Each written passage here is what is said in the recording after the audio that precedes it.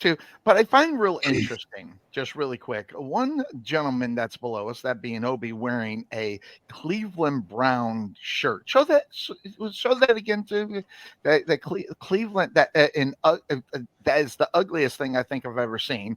But there's a guy who's not wearing his black and gold in the green room. Can you dig it, sucker?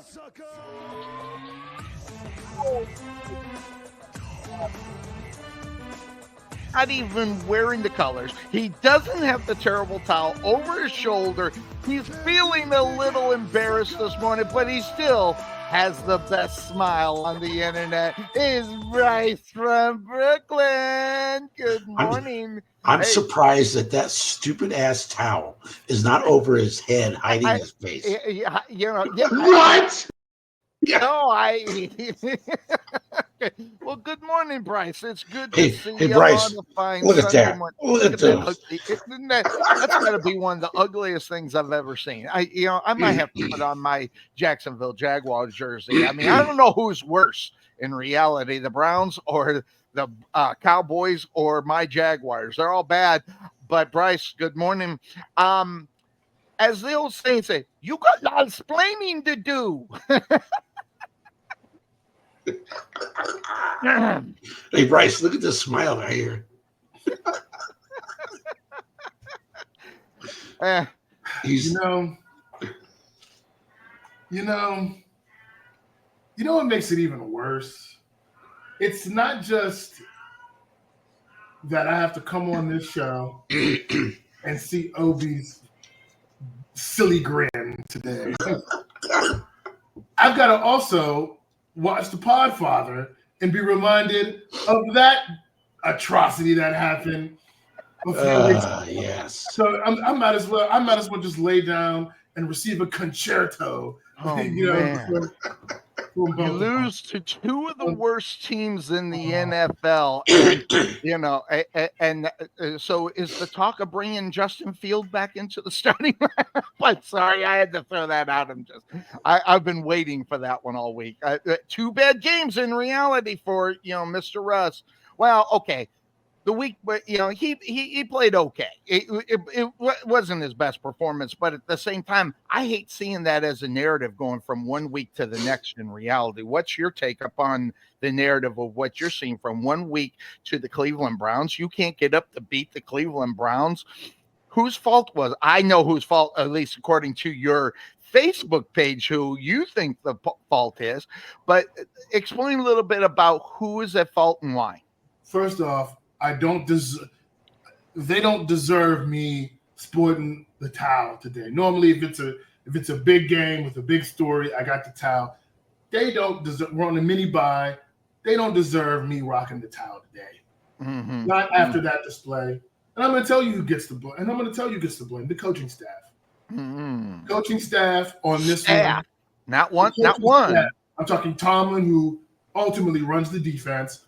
I'm talking Arthur Smith, who has been pretty good, laid an egg in that game. They weren't ready. They came out. They weren't ready to play. First and foremost, no pressure on the quarterback. That was, I think, the story of the game for the defense. They couldn't get any pressure. And then in key gotta-have-it moments, they could not get off the field. And that is, I love that, going to a bowling match today. Offensively, what is so Russell Wilson? I thought statistically he was good, but Russ, like any quarterback, has some weaknesses that we all know about. And the weakness that reared its ugly head today, on Thursday, was taking too many sacks. And I want someone to ask Mike Tomlin and Arthur Smith. We know you can get the deep ball. We know it's there. We know Russ can throw the ball. Like Tomlin said, he can drop it in your shirt pocket 50 yards down the field. What is your plan moving forward in the passing game for the short, intermediate part of the game that sustains drives? What is the plan for that? Because we know you can throw it deep. We know we got guys that can get down the field and catch it deep.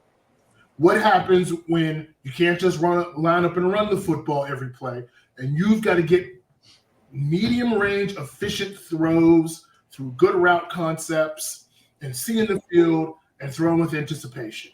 How are you going to get better at that? Because that right there contributes to too many 3-and-outs and too much what I've said in this show before, what I call herky-jerky offense. Like boom or bust. I can get the big play. I'll go up and down the field, but in tight moments when it matters in the red zone, I can't execute because I'm not efficient enough. And on this game, that came back. I also have to sit here and admit that Myles Garrett, for the first time in many games against Pittsburgh, completely dominated the game and outplayed T.J. Watt, who was invisible. That was not a good game from T.J. Watt. He did not impact the game. Myles Garrett impacted the game from the beginning. We lost the game, so he gets to talk crazy after the game. And okay, we'll see. We'll see you in 2 weeks. That's the best part about it. But today, nothing else. What can I say? Obie's Browns came out. They did what they had to do to win. They got their Super Bowl. They played like it. They were able to do just enough. And you got the victory. You know what ends up happening in that NFC North? It's so unfriggin' predictable, and this is a classic example of that. No one, by the way, in the picks picked the Browns, even though Obie came out and said the Browns are going to win, but he didn't do it on his picks. He kept the. I explained myself to Bryce. Yeah. So I'm not stupid. You didn't have the courage of your convictions. Now, come on, you guys. Any of your teams in that game, if they were playing the Steelers on that Thursday night, I'm talking the Jaguars, I'm talking the Bears, he's not here yet, I'm talking the Cowboys, none of you would not have picked your team against the Steelers that day. No. Oh, listen, I was just giving you hell. I knew exactly what was going on. Not only that, this is a triple power bomb. Because here goes Cuervo texting in this nonsense that we're talking about. So, okay, this is a triple power bomb. Yeah. The faction or whatever you guys want to call yourself today. I do have to say, listen, I do have to say, and I think that the weather conditions had an impact on that game, especially in the second half. That kind of weather, the nasty kind of rain. I mean, I know it wasn't rain, but snow, with my kind of football that I love to watch. And I used to love to play when I was a young kid. We'd go out and play in the snow and still be play football. But that actually gave the Browns a little bit of, it kind of neutralized the game and here we're talking about Pittsburgh. Pittsburgh used to play in that kind of weather. Yeah. So I call BS on that. I'm telling you, but when the Browns, the Browns had the lead, and it kind of, and I was nervous after Russell Wilson threw that big bomb and they scored. I was like, oh boy, here it goes. After we got the interception, after we got the pick, I'm like, 4-minute offense, win, yep. And then the coaching. You're in 3rd and 4. What is your best pass play, or your most efficient short yardage between 4 or 5 yard play that you have in the playbook? You call it. It has to be better than Justin Fields coming on the field and throwing a bomb to George Pickens. Yeah. It's got to be better than that. Why didn't they throw the Freiermuth or throw a swing pass to Najee Harris? We got to have better stuff to call than that. We have to have better stuff to call than Cordell Patterson on a fade route for a 2-point play. We got to have better stuff to get to than that.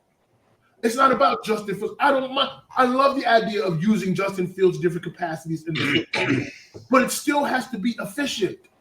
It has to be smart. It has to match the situation. You can't be we're already 10 weeks in. You haven't figured out what situations work for these type of calls yet? Yeah. That's a coaching error. Yeah. It's too slow to find the answer. Yeah. We can't even get guys. We got Zach Frazier, 2 rookies, and what have I said on the show? I predicted the Steelers go 11-6 because when you are relying on rookies, each rookie costs you 2 games. Why are we running off why are the rookies late getting on the field, back on the field for 4th down? Why do they not know the situation? If we're going, we're going. Why are they not told this on 3rd down?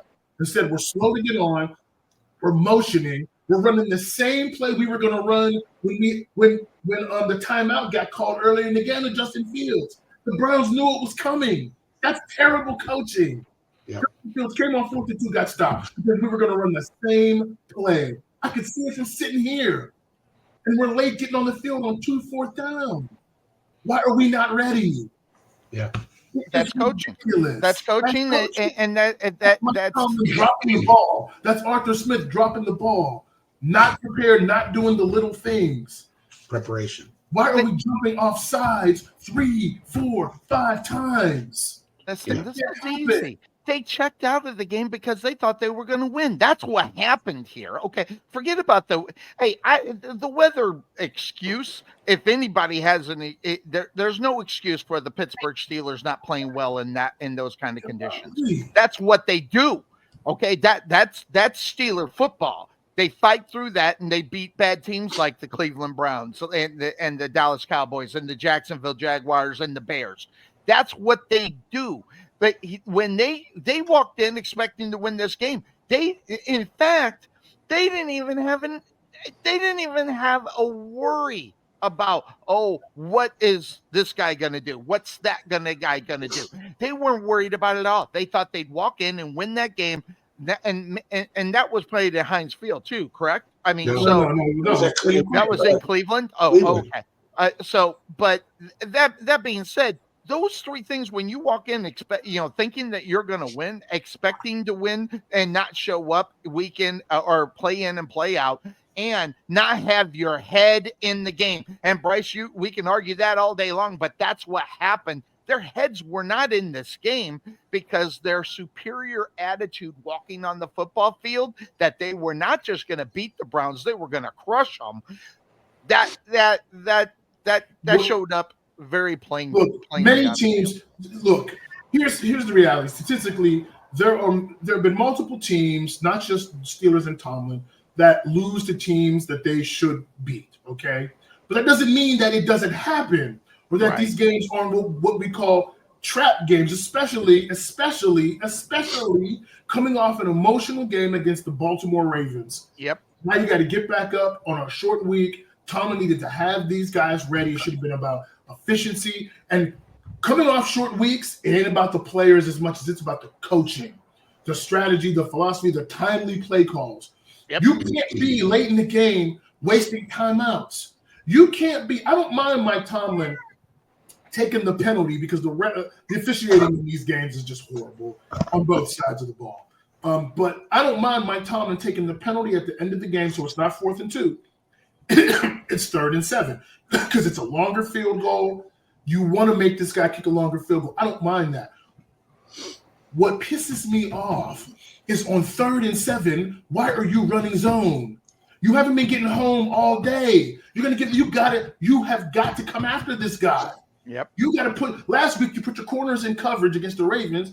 Put your corners in coverage now. Tell them, no, don't pass it off. Man up. We're going to send a blitz. We're going to get the ball out of this guy's hands. Make a play. Instead, you sit back.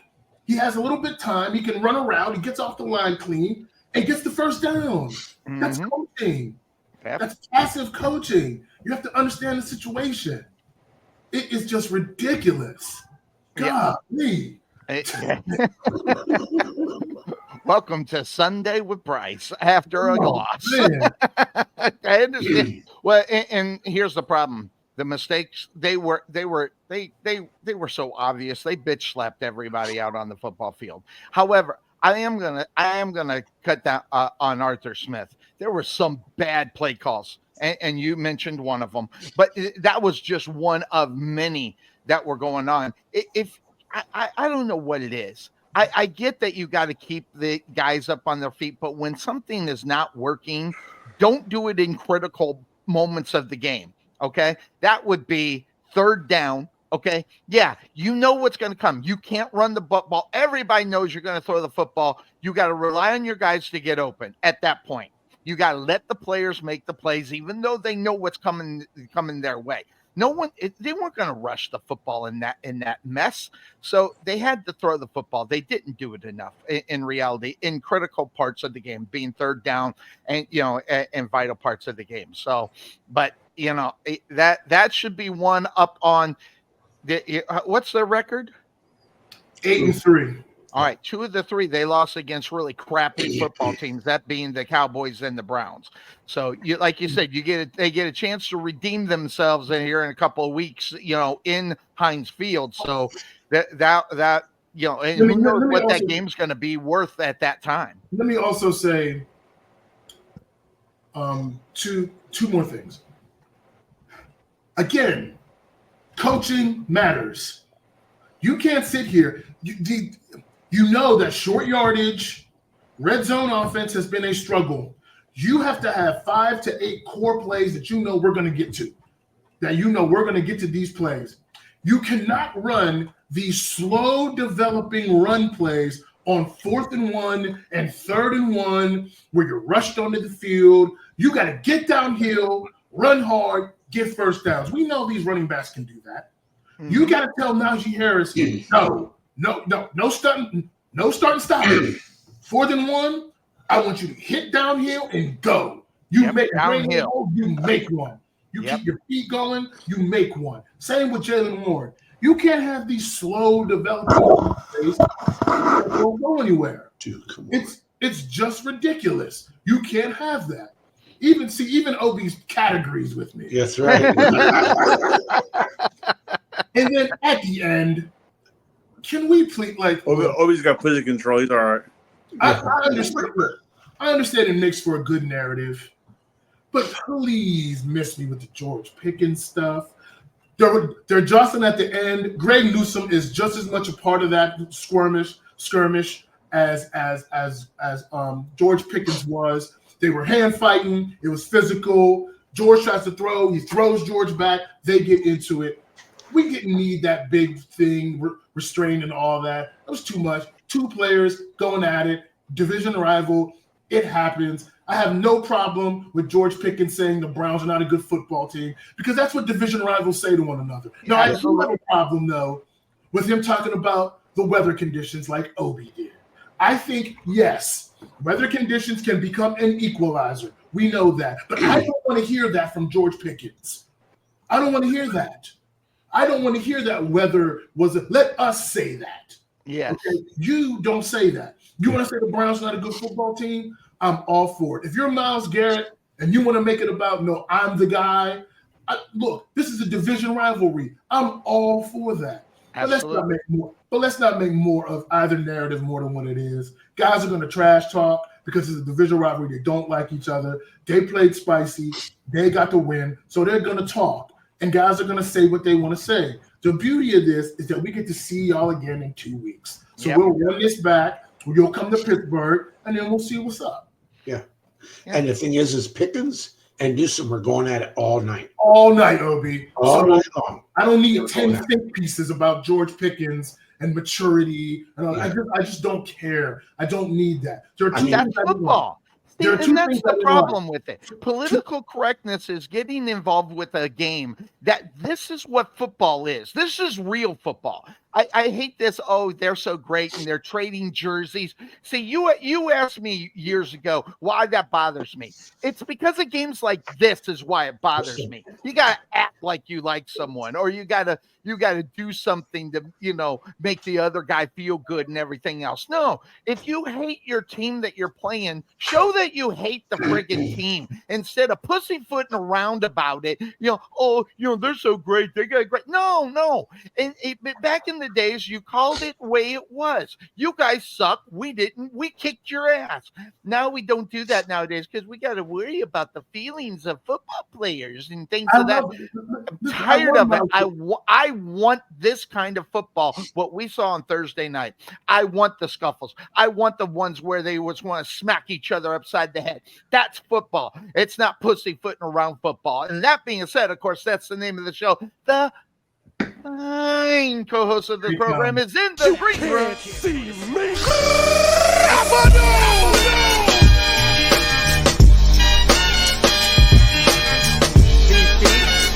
The Couch to Say the Sports Show. Of course, it's the one and only Cuervo. Good morning, go. my friend. Good to see you. He's Nice trolling me smile. already. He's Yeah. Good morning, guys. Good morning. Yeah. So I just want to. This is my good morning to Bryce. George Pickens is a diva, and Russ is cooked. not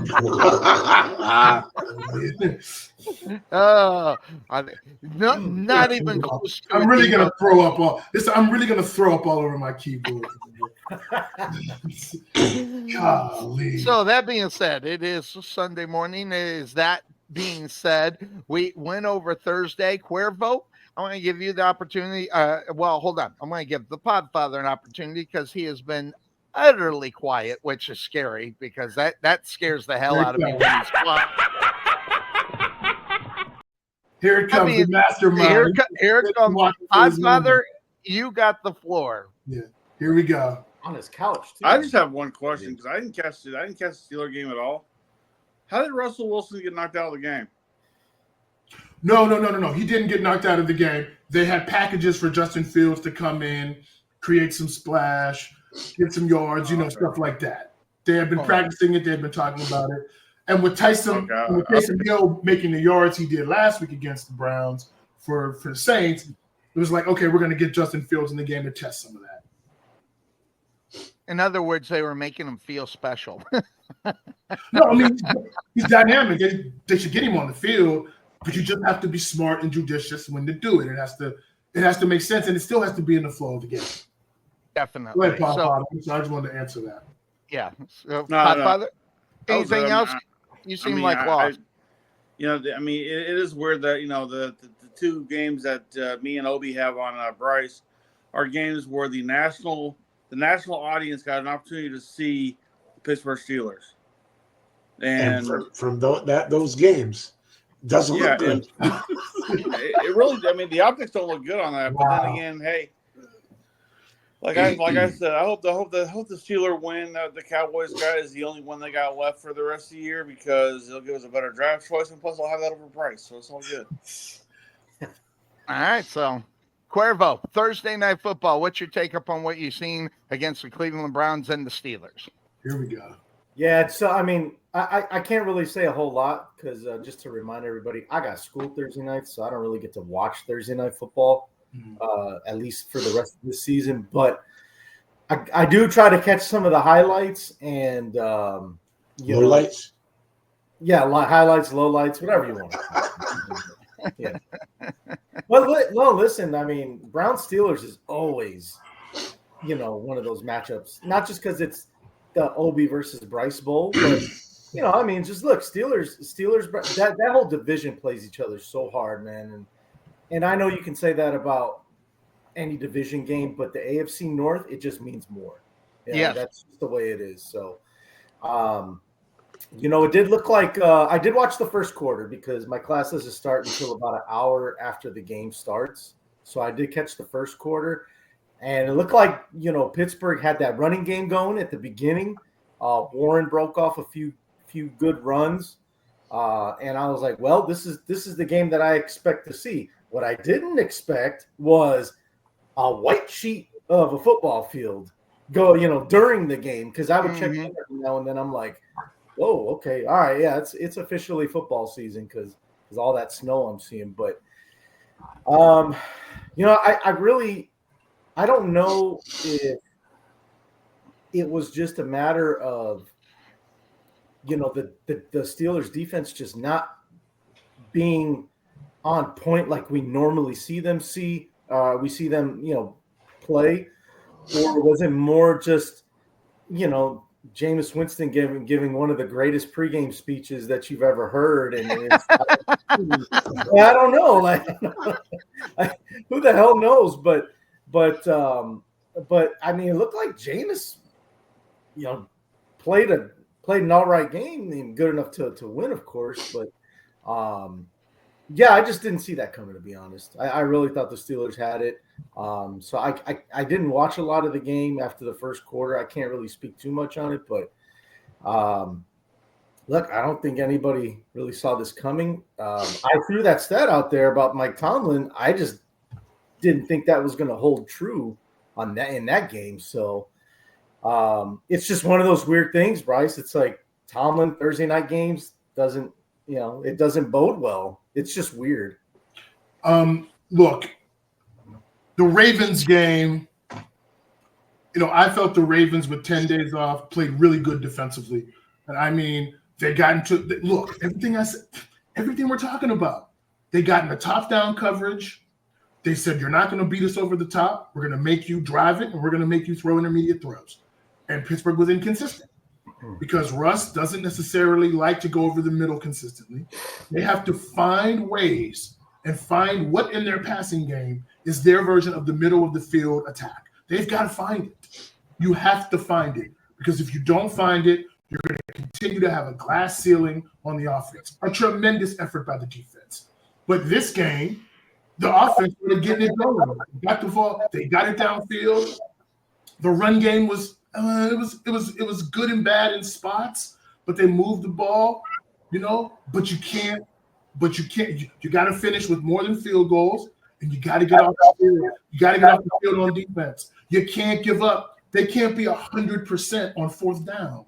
Mm-hmm. We're 0 for 2 on fourth down. Those kill drives. So in the gotta have it moments, the defense did not deliver this game. Yeah, they got to definitely be better in reality when, especially in a game like that. Regardless of where the standings are and how bad the Browns are, that's a game you got to go out, especially in November. It's November. This is the time to play good football, and unfortunately, they haven't. So we got the reports on the Browns. We got the reports on the Steelers. Let's go back to the Podfather. Talk about your Dallas Cowboys. And what is your take? The state of the Cowboys as you see it right now. Do you expect them to win another football game for the rest of the season? Well, they have an opportunity against the Giants. They got an opportunity against the Carolina Panthers, and that's 5-12. I had them at 6-11 this year, so it's still one game less than what I thought they were going to do. Mm-hmm. So, look, this team's in disarray. It's funny because, the Cowboys normally have a nationally broadcast game on Sundays or whatever, but today's game is at 12 because the NFL looked at the Washington team at the time and said, yeah, it's just the Commanders. It's no big deal. But now it's like kind of flipped. Dallas is not that great, and Washington is they've lost 2 in a row right now. But I mean, they're definitely in the they need a game like this to get themselves back into the season. Sorry, I got camera issues. But Dallas is that team where you look on your schedule now and say, look, we don't have our pieces together right now. We'll get back together here when we play against Dallas. So we'll be able to because nothing on Dallas works right now. Nothing. Mm-hmm. No running game, no passing game, no defense. I mean, I was thinking about this, and I said this for the last couple of weeks. When the season ends, I put Michael Parsons on the trade block. I say, what you're in a rebuild stage right now. You need to start bringing in players draft wise. He's not going to give you what Herschel Walker gave you back in the 90s, but something like that you need. You need a big. I mean, he might be worth 2 number ones, maybe. So, I would definitely look to try to move him. Because right now, all you're doing is keeping a good player on a team that's really bad. So let's build this team up and start incorporating more players in here to get there. The problem is you run into that is look who's in charge of drafting. Same guy who drafted my Mozzie Smith or Mozzie, whatever his name is, and was it Tyler Guyton and whoever else is not doing too well this year. So. I'm a little worried about that part, but I can't control what they do in the front office. All I know is that on the field, it ain't good. And Cooper Rush, we know what he is, but Jerry doesn't think that Trey Lance is ready to take snaps right now, which is weird because Jerry's the guy who's paying him. So I don't know. It's a crapshoot. And again, I sit here like this the entire time, just smacking myself in the head, going, "Get this season over with." So, but I think the Commanders should be able to manhandle them pretty well today. I mean, it's in Washington, I believe. Dallas can't win it all at home, so this is an opportunity to do something on the road. And again, like I said, stranger things have happened. When both teams play, throw the record out the window, see what happens. That's when you had teams that gave a shit. This Cowboy team does not care. This Cowboy team's already sees the writing on the wall. They don't have a head coach after this year. They don't have certain players that'll be coming back. You don't have a quarterback who can lead this team right now. You're cooked. So, I'm not saying that they should bomb and try to get a better draft choice, but just play how they're playing right now. They'll still get the draft choice they want to get. I think Thanksgiving's Day game against the Giants is a true tell of where this team is mentality-wise. Mm-hmm. If they lose on Thursday against the god-awful Giants, who are a train wreck right now, worse than the Cowboys, maybe, I don't know, and they lose, and let's say they get beat really bad for another game at Dallas. The Cowboys are checked out. They're done. They're as you said, they're cooked for the rest of the season. They will. Obie, you don't understand something. Thanksgiving game, we got Lainey Wilson coming to do a halftime show. We've got the Salvation Army going to be out there. We have bigger things to worry about than actual football, apparently. So, this is how Dallas Cowboys football runs, right? Dallas Cowboys football is a brand. That's so much what's on the field. That's the brand, right? So this is what we can bring in on Thanksgiving. Lainey Wilson. We had Dolly Parton last year in the Dallas Cowboys cheerleader outfit. I mean, there's also things that they're going to throw out there. But, all it does is camouflage the idea that, hey, look, this team isn't that great. But because we'll always have the national spotlight when it comes to Thanksgiving, here's what we're going to throw out there. Hey, look, I wouldn't be surprised if the Giants came out there on Thanksgiving and lit it up. Just because the Cowboys, A, are not healthy. B, when they are healthy, they suck. So it don't matter. It doesn't matter. I mean, this team, defensively, offensively, even special teams-wise, I mean, Brandon Aubrey, he's only highlighted this team, and he missed it, and he missed the kick last week. So, it is what it is, guys. And, I mean, look, are they the Jacksonville Jaguars? No, but they're close.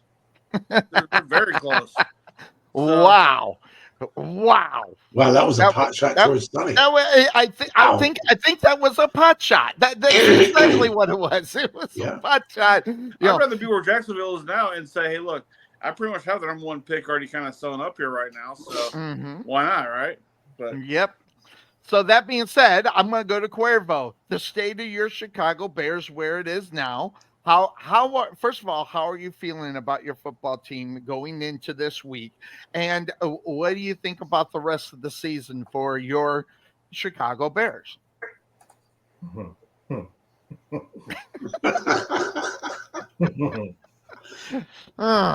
Sorry, I didn't mean to put you on the spot like that. Let me get a sip of coffee before I start. Cuervo, Bryce, this could be where we're going to strap in. Better than Dallas. Are we going to strap in again, Bryce? I'm going to save the strap-ins for my reaction videos after the game. Oh, okay. Yeah. Okay. Listen, I like that, by the way. I need to start doing that. Yes, I did too. The state of the team is they're a good team that's badly coached. You can't sit here and tell me with the talent they have that they should be 4-6 right now. There's a lot of games. Listen, there's a lot of games that should have been won and they weren't. And this goes back to last season. This goes back to seeing it live in person against the Denver Broncos. This goes back to the game against the Detroit Lions in Detroit. They should have swept the Lions last year, and they didn't. Yep. Then you roll it over into this year with the game against Washington, and then last Sunday. It's like, how many times are we going to continue to see this over and over, where the team gets you in position to win the game, and they blow it because of bad management of the situation? Absolutely. And so that being said, what I'm getting at, guys, is if anybody thinks that Caleb Williams is the problem, that's not accurate. I don't believe They're not it. watching the games. They're not watching the games. Mm. You got to watch the the damn game, damn game. right? So the state is, we need a new head coach. That's really the bottom line. I'm just, I get straight to the point. I don't want to beat around the bush. They need it. It's time for a new head coach. It's time to move forward with that. I know a lot of people are criticizing Ryan Poles, the GM, for some of the moves that have been made. My biggest knock on him right now is not moving on from Eberflus last year. Mm-hmm. They had a chance to reset the head coach and the quarterback at the same time, and they didn't do it. For whatever reason, the whole thing about them having the same agents, okay, fine, whatever. But at what point do you take a step back and you're like, well, hold on, dude. Yes, I'm the one that chose to hire you, but now my job is on the line because of your piss poor management as a head coach. At what point does the loyalty go out the window? Because now your job is on the line. And this may be your one opportunity to be a general manager in the league, and you're going to throw it away because you really, really, really like the coach. I got a question for you, Cuervo. Yes, sir. Who out there do you like as the new head coach for the Bears? Because we always hear what they think the Cowboys should go after. We always hear who teams like that should go after. But who from everyone's out there, who would you like to come in there and coach the Bears next year? Well, I know last week we talked about Brian Flores. I would, as long as he has shown that he's learned from those mistakes that he made in Miami with the way he treats players, I'd be all about Flores being the head coach. He has that alpha presence that I think the Bears need, and that I think every team should want. That's why I envy Bryce so much, because Mike Tomlin is a guy that I'd drop everything to have him as a head coach. It's not seriously, because that's how much I have respect I got for him. This whole Ben Johnson thing, I don't know. I get weird vibes about it. I don't know what it is. Like, he seems like a smart dude, and he obviously knows how to run. He knows how to run offense. But how much is it him versus the amount of talent they got on that offense? I mean, you think about it. They got arguably the best offensive line. They got real strong running game. They got St. Brown. They got, Jared Goff he's okay quarterback. But how much is it? Basically, if Ben Johnson had the offense in Chicago right now, how good would that look? That's my question. So I just kind of wonder, like, is it fool's gold to think that Ben Johnson's just going to walk into a job and be this, like McDaniel in Miami? And it's not a knock on McDaniel, but listen, when Tua's not in there, this completely different looking team. And if you're that good of an offensive mind, your quarterback, you should still be able to maintain even without your starting quarterback. And it just hasn't happened in Miami. So it just kind of gives me I'm very wary about Ben Johnson. So I think a guy like a Flores, this whole Belichick thing, I don't know about that. Mike Vrabel, maybe. What about Cliff Kingsbury? No, I think he would be that's a gimmick hire as well. It would start off good, and then it would just kind of slowly. Podfather. Yeah. What did Kingsbury do in college? Nothing. And he had Patrick Mahomes. And then he goes to the Cardinals, and they suck. Well, Kingsbury the doesn't. problem with him, I think, in reality, is if you give him too much responsibility that he's got to be responsible for, like the full head coaching thing, that's where Cliff Kingsbury loses his credibility as far as coaching is concerned. Take away from that, as far as what I want to see, I want to see the Chicago Bears get back to the Chicago Bears. That means the same kind of thing that you would say in the AFC North, okay? I want nitty gritty. I want down and dirty. I want black and blue. That's what I want for head coaching. If I'm a Chicago Bears fan, so that's only a few people, and one of them, Rex Ryan's trying to get the Jets team back. I say Rex Ryan, it would be a pretty good handle, and Vrabel. As of right now, if you throw Belichick out, Belichick's not going to the Bears. Okay, he's too smart for that. Okay, he knows what he can do and what he can't do, and what he can't do is have a say in Chicago. He knows that's not going to happen, so I don't put that out there. But those are the two that I want to. If I'm a Bear fan, those are the two guys that I want to be there. Even Flores as well. So those are my top three as far as Chicago is concerned, and bringing them in. So now that being said, we lose Obie at the top of the hour. So I'm going to let Obie pick the game that we're going to talk about before he gets out, and he can start on what he thinks about the game that is going on. So you lose me too, Sonny. I'm heading Oh, on top of okay, Bryce. You and I pick together. We'll pick together. What game is like the biggest what game do you want to talk about? I know what game Obie should talk about. Ravens and Chargers. I think that's a great game. The Harbaugh Bowl #2. That's there we go. There we go. Let's talk about this game. Then go ahead and start on it. It's the Harbaugh Bowl. So Obie, take a look at that one. I'll let Bryce go first. Okay, Bryce, the Ravens lose to your Steelers last week. That was a bad loss, by the way, for the Ravens. And I've got a little thing to say about that. But that being said, take a look at this one, the Harbaugh Bowl. How's that going to go out? Who do you think comes out on top of this one when you look at everything? First of all, let me say this: top to bottom, coaching 1-53. I believe the Pittsburgh Steelers are better than the Baltimore Ravens.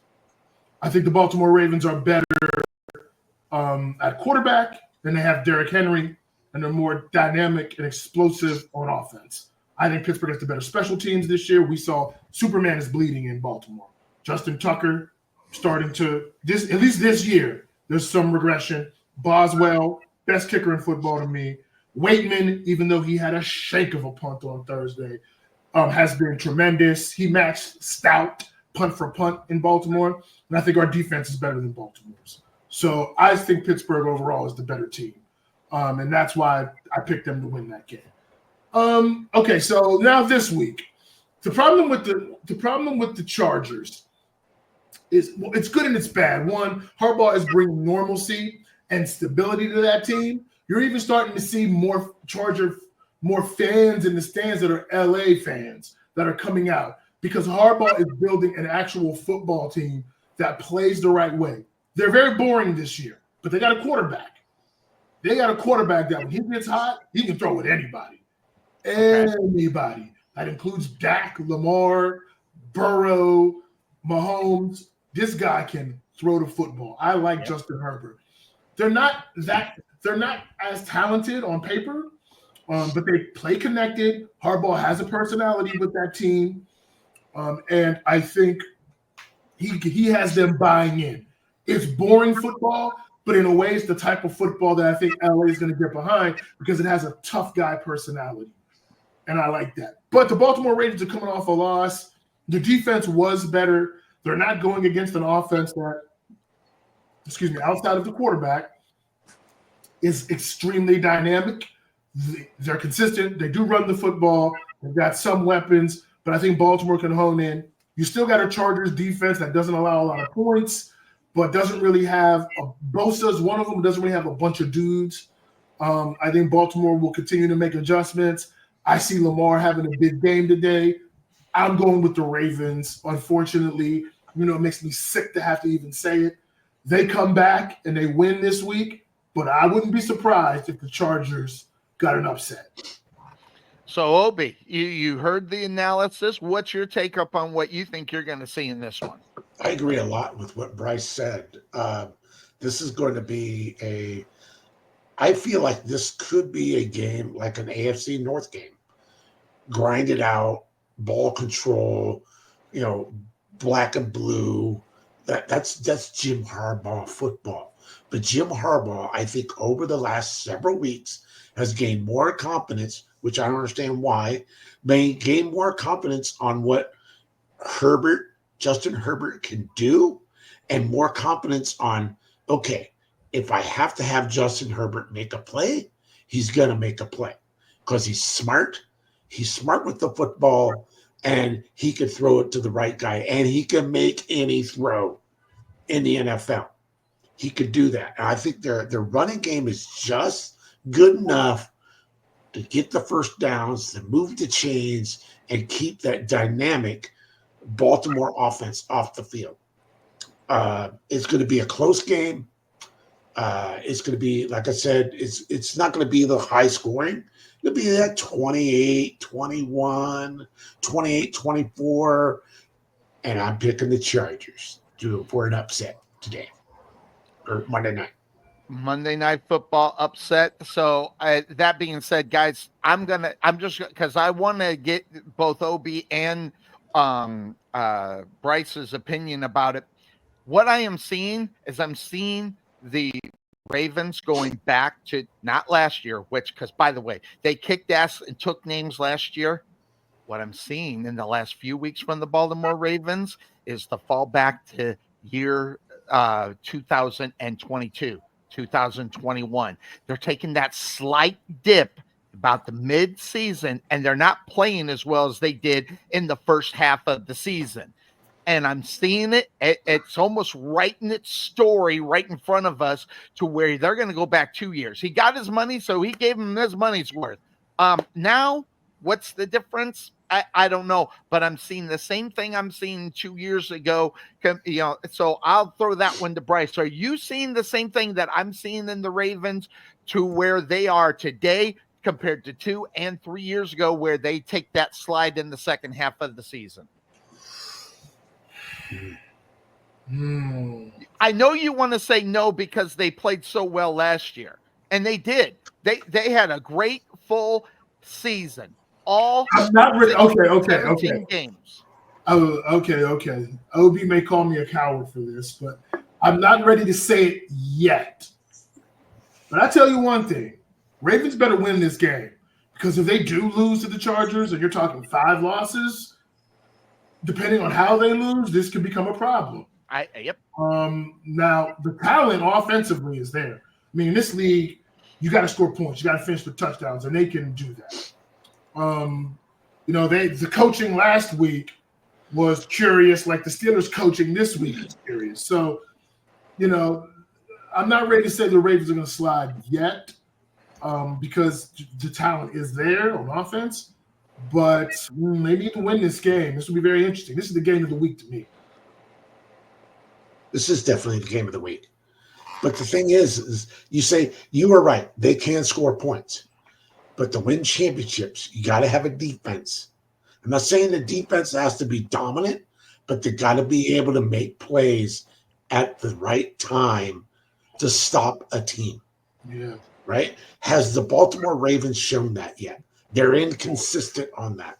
Yeah. And I just feel like, today's or Monday night's game, this is, Harbaugh versus Harbaugh 2. John got the first time. They got it. Jim's going to be wanting to really get this game.